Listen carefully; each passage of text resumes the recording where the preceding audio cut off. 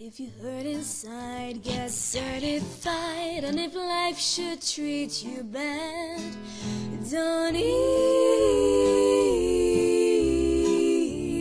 get mad.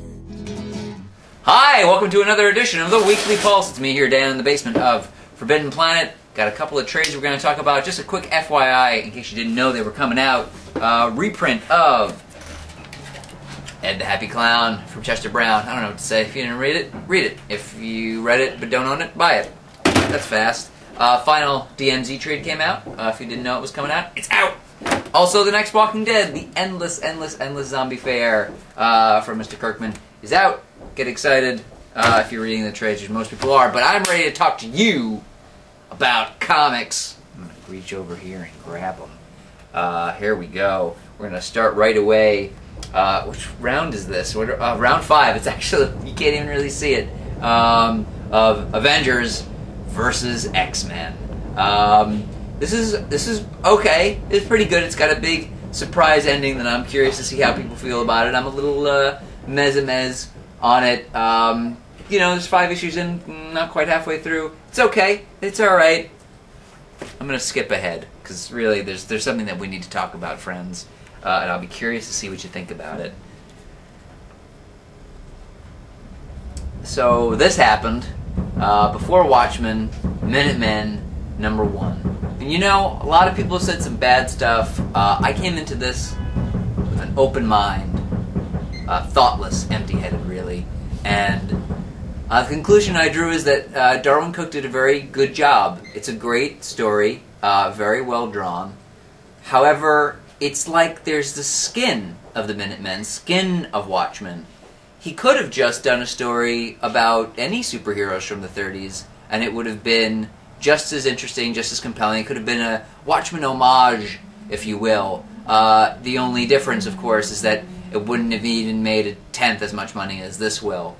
And as far as I'm concerned, if the original Watchmen was sort of a herald of everything that superheroes can be as an adult book and how they can be successful. This, before Watchmen, is maybe a representation of why it is that the superhero industry sometimes seems like it's dying on the vine because of the things that we shouldn't do. Like this. Tell an original story. Or, if you're going to do something with characters, DC, and you're doing this, to keep more of this. Earth 2, #2. So as you know, the new Green Lantern he's a gay man, and while I'm not really sure about how they introduced it, I think that he's there is good. I think that the Earth 2 characters are interesting, that they're taking the old heroes and putting them into this Earth 2 universe is compelling and interesting. This story of the Flash and introducing Green Lantern and introducing this universe is actually really solid. Again, this is what I wanted Justice League to be when they started the New 52. So I'm really enjoying this, and I would highly recommend that you support. If you're going to do old characters anew, this is how you do it, where it feels like the writer and the artist actually care. And what else do we care about when we're doing something that could be mistaken for a rehash? Ultimate Spider-Man, another issue. Here we are at #11. This is great. Again, that idea of taking something old and making it fresh. Peter Parker's gone, Miles Morales is now in it, and his relationship with his uncle is so different, so diametrically opposed. And this is a whole issue where we explore that relationship, and it works so well. So this is another must pick up. A must pick up. What else is happening? So you remember I mentioned a couple weeks ago that Valiant Comics was coming back? Well, now they've got the next #1, which is Harbinger.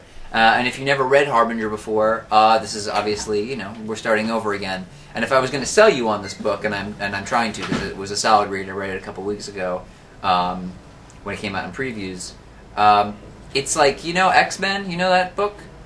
Like, try and imagine that without all the BS in the background. Like, you have no idea what's going on because there's just so much. X-Men's been around forever. Harbingers is like an X-Men story with no nonsense. It's just a fresh start, whole new characters, but it's got that sort of X-Men-y vibe to it. So if you like them, I think we get into Harbinger #1. I really liked it. You know what else Valiant put out? Exo Manowar #2. And #1 was really solid, and this is even better. I was actually reading the old Valiant Exo Man-O-War, the original, and while I don't dislike it, and I think Jim Shooter did a pretty decent job with it, this is like way better than the original so far. Arik as a protagonist is really solid. He's identifiable, he's interesting, he's compelling. The aliens are frightening. It's well drawn, it's well written. Really good stuff. And to finish, Boom Studios is putting out a lot of stuff, kind of like how Image has been doing. Boom has started that. They're doing this book that came out called Extermination, and it's written by Cy Spurrier, and it's kind of like it's taking the piss out of superhero books a little bit. It's a superhero character who's a bit of a Boy Scout. He's sort of a Batman, Superman, doesn't like when people curse, matched with a very sort of super villain kind of guy at the end of the world. The apocalypse has happened. There are awful creatures destroying everything. They don't really see a lot of the rest of the world. They don't really know what's going on.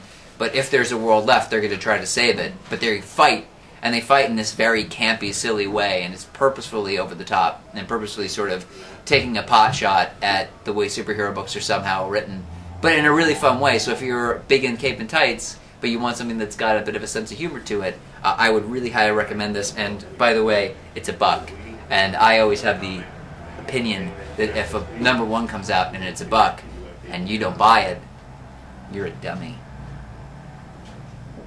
Well, I'm all done now, so you should like and comment and then subscribe to these videos, and don't forget that everything I talked about, along with all the new issues, are available online at www.fpnyc.com.